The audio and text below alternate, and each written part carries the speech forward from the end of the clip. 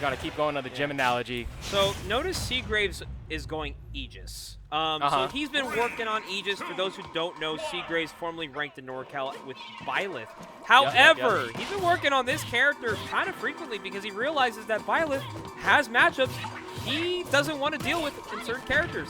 And honestly, Pyramithra, not a bad selection of the character, especially with someone like Inkling. And if you want to put up with an Inkling at best, he's got the Shirayuki practice. I know he's got a couple sets. Shout out to Shirayuki, one of our best fans out here in NorCal. He's going to have to prep himself for an Inkling that we have not seen before, and that is Shirayuki. Shout out to Compendium for getting this man out here.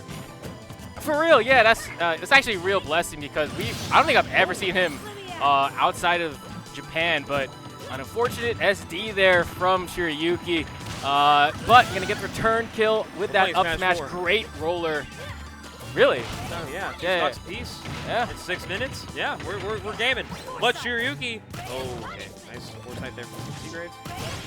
Yeah. And, I mean, Mithra is definitely one of the characters that can box with Inkling. We know both players do have pretty interesting zoning tools here. The switch to Pyra, very interesting. Not anywhere near kill percent. So not going to get one of those strong hits in. Going to switch right back to Mithra. And we haven't really, we've seen a lot of Shirayuki in NorCal, right? And that's pretty much the best Inkling in NorCal. So watching the style differences here is very interesting to say the least. On game one with a down tilt is actually going to connect, force that out. I think that's got to be GG. Yeah, it's going to be just some recharge time for Shirayuki. Going to get on the board again.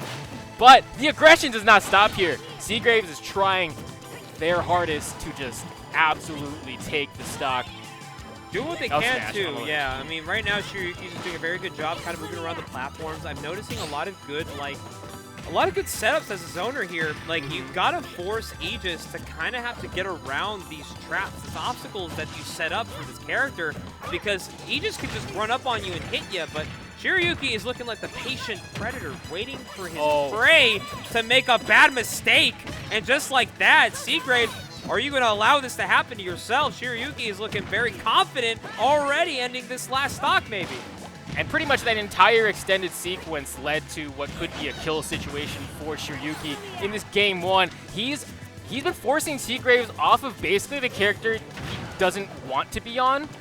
He's been forced to be Mithra when he's Pyra and vice versa a lot of the time now, getting back to neutral state, but immediately loses it again. The ledge trapping has been insane for Shirayuki. Okay. That's going to do it for that second stock. Still a lot of work left to do for Seagraves to try to take this game. Nice, got him off stage. Oh, baby. Waiting for the recovery. Down air. Wait a second, chat. Oh, he gets scooped up by the up smash. But hey, you know what? Shirayuki almost looked like he was looking to get a Seagraves difference, but he stays composed. I think that's literally the hardest situation in the game for not just any character, but any player. When you're behind that high percent, you get that advantage state. When you get that first advantage state, right, 90% of people just try to push forward because they think that margin of error is so much smaller. And a lot of the time, good players, really, really good players like Shirayuki, will take advantage of that eagerness. And that's exactly what we saw there. Seagraves was in a good position, but unfortunately the margins were just too thin.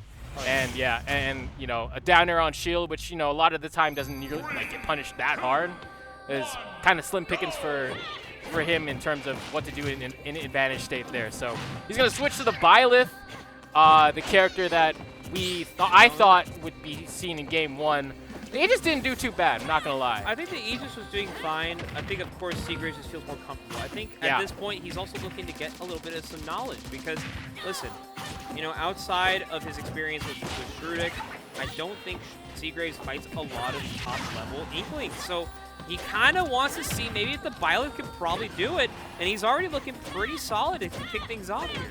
I mean, you talk about top-level Byleths. I only know 3, so I'm not too surprised that there's kind of a lack of practice opportunity here, but 2 of the 3 are decently available. We got Shirayuki who comes to these locals sometimes, and we got Colorado as well. And I'm sure some of these people are Wi-Fi grinders. The resources are there, folks. You just gotta find your way to them. Seagraves trying to capitalize with a down air, but going to get reversaled instead. The booyah sent to the heavens. And that's going to do it for this first stock. A little bit of a comedic eye roll from Seagraves, knowing that, yeah, you got me with the booyah. Congrats. You got your confirm. Let me play some Smash. And under their breath, they're just like, that's so corny, man. Every Smasher ever. Whenever you get killed by anything, it's like, oh, so corny. Nah, you just got confirmed on. I got killed by a confirm. Oh, no. Oh! Okay.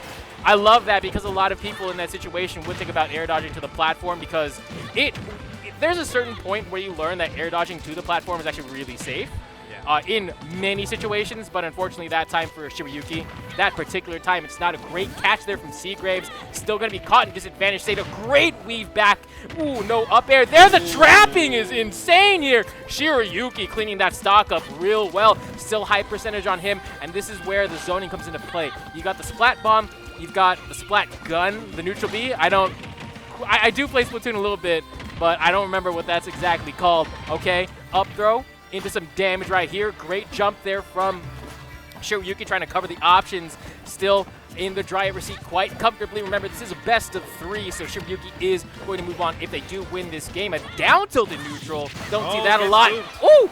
Talking about those platforms, man. That's Seagraves' favorite thing to do with Byleth. A lot of people just kind of like get a little too antsy above Byleth. You know, you get caught by that scoop, you're just going to take a lot of damage, potentially a death, because the knockback on that move, very strong. And Byleth also has some ways to making this lead look undoable, but the booyah is not quite going to do it.